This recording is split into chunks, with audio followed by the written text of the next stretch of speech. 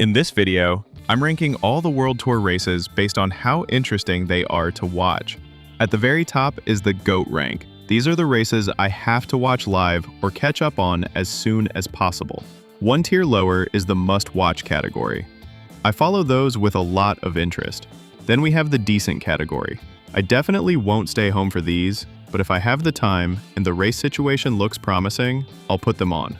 The races in the skip it category simply aren't for me. They're fine to exist, but I don't need to see them. And at the very bottom, we have the trash tier, races that, in my opinion, could disappear from the calendar altogether. Let's get started. The World Tour begins with the Tour Down Under in Australia.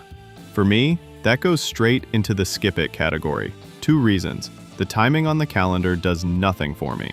It feels outside the season. And the route itself isn't very exciting either. The Cadel Evans Great Ocean Road Race can leave the calendar as far as I'm concerned.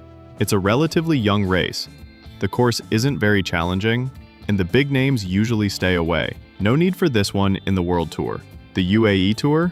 I can be brief. Get rid of it. The only reason it exists is money. It's pure sports washing, and the World Tour doesn't need to be there. Omloop Het Nieuwsblad is where the real season starts for me. A beautiful, one-day, cobbled classic through Flanders. That's a must-watch. If you had asked me a few years ago where I'd rank Strade Bianche, I probably would have put it in the GOAT category. It used to be the race where all the top riders faced each other, classic specialists and tour champions alike. Unfortunately, the race has changed. The route is much harder, with more climbing, which scares off the classic riders. Still, it remains a stunning and unique race through Tuscany. A must-watch. Paris-Nice is a decent race for me. It usually has a tense finale with seconds deciding the GC, but I'm not always impressed by the course. Tirreno Adriatico is in that same category. Fine race, solid enough, but not something I stay home for. Milan-San Remo has really risen in my rankings these last years. I used to find it a bit dull, a long race that would just end in a sprint. But with riders like Pogačar attacking early, the finale opens up much sooner, and we get great battles between punchers. A must-watch, and if this trend keeps going, it'll move up to GOAT. Next, two quick ones. Volta a Catalunya and the Tour of the Basque Country. Both are good races with nice routes. Decent for me. I'm putting the Great Sprint Classic in the trash tier, purely because of the new name.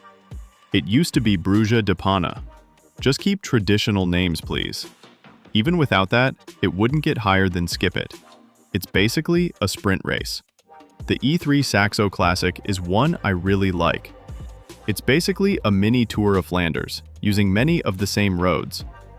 A perfect warm-up for Vlaanderen's Moista. The next two cobbled one-day races, Gent-Wevelgem and Dwarsdorp-Vlaanderen, are decent races for me. Not as hard or exciting as E3, but still good to watch. And here we are, the Tour of Flanders and Paris-Roubaix.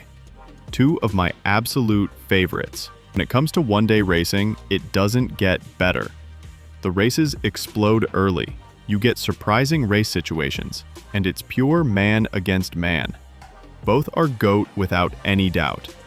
The Amstel Gold Race is a must-watch. It brings climbers and classics riders together, and the short, punchy climbs mean a wide range of riders can win. La Flèche Wallonne has the most interesting finish of the whole season. A brutal wall to the line. The race looks the same every year, but in this case, I don't mind. It's always exciting. Another must-watch. Liège-Bastogne-Liège is my favorite hilly classic. A beautiful route that really invites aggressive racing. Definitely a GOAT race. The Tour of Romandie is a decent race that works perfectly as a warm-up for the Giro. On to the first Grand Tour, the Giro d'Italia, my favorite of the three.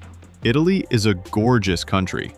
The climbs are spectacular, and this often ends up being the most exciting Grand Tour of the year. Absolutely GOAT. The Critérium de Dauphiné is a must-watch. It's a great preview of the Tour de France, and you already see many top riders going all in.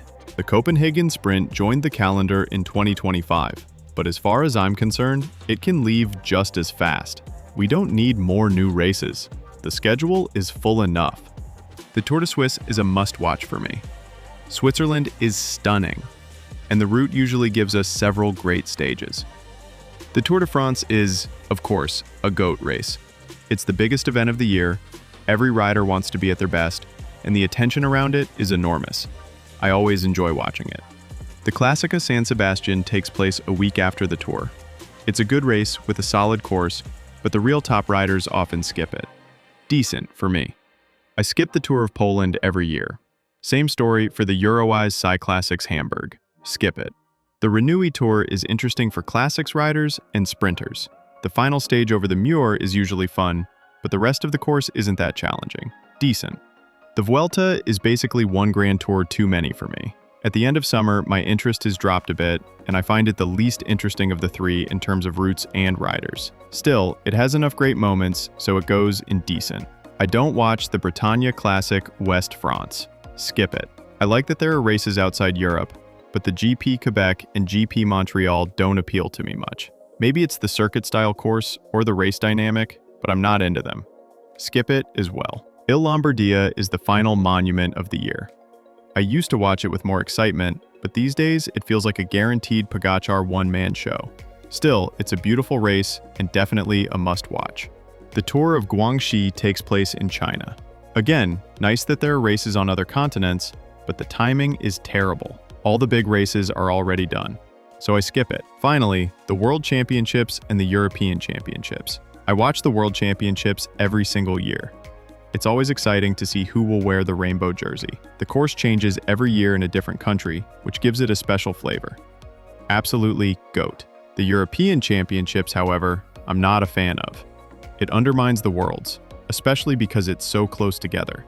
And I think it's odd that the organizers don't coordinate better. We often get two very similar types of courses. With Pogačar winning both, it feels redundant. For me, there are only two national team events that really matter: the Worlds and the Olympics. The Euros can disappear. Thanks a lot for watching. Let me know which races are your favorites. Cheers!